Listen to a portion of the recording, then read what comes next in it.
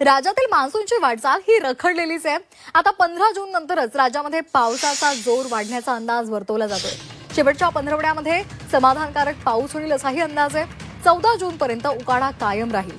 राज्यामध्ये 15 जून नंतरच मोसमी पाऊस परतेल आणि पुढे सरकेल अशी शक्यता वर्तवली जाते। प्रामुख्याने जूनच्या तिसऱ्या आठवड्यात पूर्व आणि मध्य भारतामध्ये तो वेगाने पुढे सरकेल असा अंदाज आहे।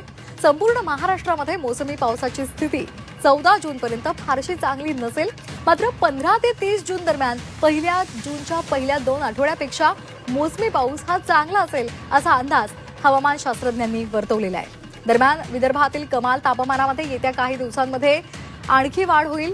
13 ते 14 जून पर्यंत उकाडा कायम राहील असाही अंदाज आहे।